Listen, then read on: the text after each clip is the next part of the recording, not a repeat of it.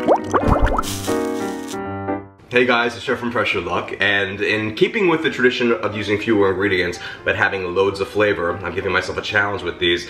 I want to release a dish that's unique, because sometimes I crave a marinara, sometimes I crave a carbonara. So we're going to mix the two, and we're going to do chicken baconara, or baconara. You say potato, I say potato. However you want to pronounce it, that's fine. But it's going to combine the best elements of both of these things, and it's going to be done in less than 10 ingredients. And it's going to be done really easily. Like, you can do this very easily. Trust me on this. So we're going to go right to the Instant Pot and make some amazing chicken baconara. Chicken baconara. Let's go. So the first thing you're going to want to do is grab 3 plates. 1 plate for some chicken breasts, and I'm using chicken cutlets, which are just thinly sliced chicken breasts, 2 pounds of them, alright? If you can't find them as cutlets already, you can just get a regular breast and slice them so they're about 1/4 of an inch thick. Then I have a flour mixture. I'm simply using 1/3 cup of flour, and you can just leave it at that if you want. Or if you want to add a little bit more flavor, a few shakes, about 1/4 teaspoon each of some garlic powder, salt or seasoned salt, and black pepper. And then the 3rd plate is to have it after it's dredged. So it's an assembly, and dredged means coated. And I'm just going to mix my seasonings up with my flour with a fork. I want to take a piece of chicken, and I want to dredge or coat the chicken in the flour. So we have it on both sides. Nice and lightly dusted, just like so, and then put it on the clean plate over here. So again, that little assembly line, it's like, you know, manufacturing a car almost. It's just a little easier. And just repeat the process until all the chicken is dredged in the flour.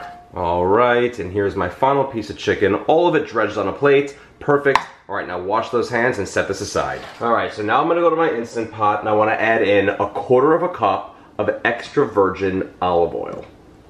So to give the pot some heat and to treat it essentially as a pot on the stove, we're going to hit the saute button, and I want to go on the more or the high setting, and I'm going to hit the start button if your model has a start button. If it doesn't, it'll start on its own after a few moments of not doing anything. And after about 3 minutes of our oil heating up in the pot, I now want to add in the bacon part of this dish, or pancetta. You can use either one. I'm using 8 ounces, whatever you want to use, of pancetta that's already diced for me. I've got it in the market in like the charcuterie section or the cheese section in the deli. Or you can use like a thick cut bacon and just, you know, slice it up yourself. 8 ounces. And we're going to saute the pancetta or bacon for about 5 to 8 minutes until it becomes slightly crispy. So it takes a few minutes to get there, but once it does, and it becomes a little bit like red and crispy and all that, it happens relatively quickly. And give it a stir every so often. Okay, and once our pancetta or bacon looks like this, you see that? Not super crispy, but just, you know, just right and definitely cooked. We're good. You can go a little longer if you want. That's fine. I like it like this. Ooh, I just hit the camera. Take a slotted spoon and remove it to a bowl that's lined with a paper towel. Alright, and you see all this bacon or pancetta? Perfect. Now we want to go back to our pot, and in batches we're going to take our dredged chicken and place it in there for about a minute on each side. Right. You could even do it for 30 seconds, however you want. Just make sure it's just slightly seared on the sides. Okay, and once we're looking like this, we are good. Just put it on another plate that's clean. Terrific. And then just repeat the process with all of our chicken. Okay, and I've now seared all my chicken. You see that has like a nice little brown tinge to it there? Let me get this up a little bit. See that? That's exactly what we want. Perfect. Nothing too crazy. Okay, now back to the pot. You're gonna see we have plenty of brown gunk on the bottom. Gunk sounds actually kind of gross. Let's just say seasonings on the bottom from the bacon and the chicken and the flour, all that jazz. So what I want to do now is I want to add my liquid to the pot, and that's going to be 1 cup of a broth of your choice. Here I'm using chicken broth. And now I want to deglaze the bottom of my pot with a spatula and really get up all those brown bits as best as possible. Scrape the bottom, it'll come up. The broth will help that happen. You see that? It's becoming nice and clear now. Perfect. I can see clearly now. The gunk is gone. Okay, now back to the pot. I just want to add in my chicken again. Just slide it in there, just like so. Perfect. So all my chicken's in the pot, and now it is time to pressure cook. I want to simply secure my lid, make sure that I'm in the sealing position. Some lids automatically do that for you. So we'll come back down to our control panel and hit the cancel button, and then we want to hit the pressure cooker manual button. We want to go for 5 minutes at high pressure. You adjust using the plus or minus buttons, or a knob if your model has that. And again, if it has a start button, hit that to begin. If it doesn't, it'll start on its own. Alright, so while the chicken's cooking, I now want to prepare the most amazing creamy parmesan-y, eggy, like basically the carbonara portion of this mixture. I want to add in a half a cup of heavy cream, or half and half, to a large mixing bowl. Now, a carbonara doesn't typically have cream in it, by the way, but no, this is a baconara or baconara, whatever. A half a cup of grated parmesan, and I'm going to crack in 2 large eggs. Now I'm being a little bit bold and risky by cracking them directly over the bowl, but if you'd like to avoid possibly getting eggshell in there, just crack them in a separate bowl and then dump the eggs in there. And then I'm gonna whisk that up. You know, people tend to think that eggs are part of the dairy family, and even I did for a bit, and I still get confused sometimes, but it isn't. I think it's because the eggs are typically near the dairy in the market, but they come from chickens. Dairy has to come from a cow, or some sort of milk, I should say. Goat cheese and goat milk is dairy too. Alright, now that we're nice and mixed up, we're all good here. We're going to set this aside for when we edit in just a few minutes. And now that we're done pressure cooking, we'll perform a quick release. And the pin just dropped, so I'll take the lid off the pot. And there's my cooked chicken. I want to take some tongs now and just simply remove my chicken to a serving dish. Okay, perfect. Look at how beautiful that is. Try to get a serving dish with a nice lip to it. You know, this is about 1.5 inches high. It'll keep the sauce in there. Speaking of which, let's transform what we have left in our pot into the most amazing sauce ever. Let's give this pot some heat. And then I'm going to turn the pot off by hitting the cancel button.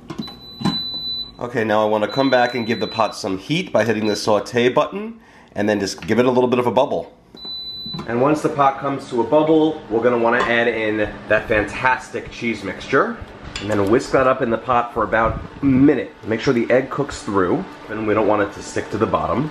That's looking perfect. Now our final 2 ingredients are going to be 1.5 cups of marinara sauce. Use your favorite. Try to keep it at room temperature. If it's cold, it's going to take a little longer to heat up in there. Keeping it at room temperature just speeds things along. And a package of Boursin, Alouette, or summer herb cheese, about 5 to 6 ounces. And we're going to give this all a good stir until the herb cheese has melded into this rich and delicious sauce. And we are looking perfect. Look at this beautiful sauce. The color is lovely, almost like an alla vodka. And then I'm going to turn the pot off by hitting the cancel button. And now we just want to take the sauce and we're going to want to drape it all over our chicken. Here we go. I'm going to take a ladle and I'm literally just going to ladle it all over my chicken, just like so. Now you can use all the sauce, you can save some of the sauce for later, whatever you want to do. You can dip some garlic bread in there, you better believe it. And now the finishing touch is to sprinkle that pancetta or bacon right on top. You can absolutely mix it into the sauce as well, but this will keep it a little bit more substantial when you eat it. It's almost like a chicken piccata, but instead of capers we're using the bacon. And instead of a lemony butter sauce we're using a marinara creamy eggy sauce. And then maybe a little bit of garlic bread you can add. I mean, I'm not eating all this myself, but you could serve it over pasta, rice, vegetables, of course some garlic bread. Dip it in all that amazing sauce. And there we go, I served it even over some pasta. Look at how beautiful. Alright, it's time to serve this up. Let's try it out. Alright, my friends, and there it is. Chicken Baconara. Alright, let's try this out. I don't even need a knife to cut this because the chicken is so tender. I say that with every chicken dish because it's true. Here we go.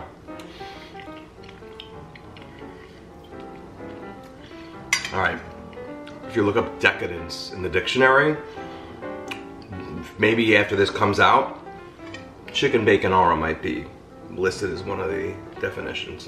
This is really good. Oh my. Oh my. It goes really nicely over pasta. It goes really nicely on its own, to be honest. That sauce. It's a very substantial sauce, loaded with flavor. You can taste every element of this dish in there. You can taste the cream, you can taste the herb cheese, you can taste the pancetta, you can taste the marinara, you can taste all the parmesan. Outrageous. Now this dish, even though there's like a moment of sauteing the bacon or the pancetta and then the chicken, that's really all you have to do in this dish. It's so easy to do. It's so easy to achieve such rich and layered flavors. It just makes me mad. It makes me angry. And it's a good thing there's a huge platter of this amazingness. It almost looks like a pizza, the way I did this up.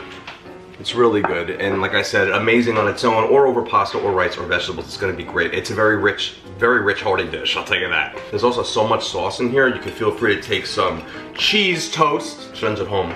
And there you have it. Chicken Baconara. Baconara. However you wish to pronounce it is up to you. Check out my cookbooks, all 3 of them, and wow, this is feeling heavy doing all 3 at once in one hand, clamping them, and I don't want them to fall, so get them. They're available anywhere online that books are sold, as well as many bookstores as well. The orange one's the original, the blue one's the lighter one, and the yellow one is the comfort food book. And I just might have to write a 4th one. Stay tuned on that. Check out facebook.com/PressureLuckCooking and like that page. Anytime a new recipe comes out, deals on items, tips, things like that. And at Pressure Luck Cooking and all my other social channels like YouTube, where you're probably watching this video, Instagram, and all that other stuff. Thank you so much again, guys. And if you can't choose between a carbonara and a marinara, just do some baconara, all right? That makes sense that way. Or a marinara and a carbonara, do a baconara, you know? Enjoy. Really good.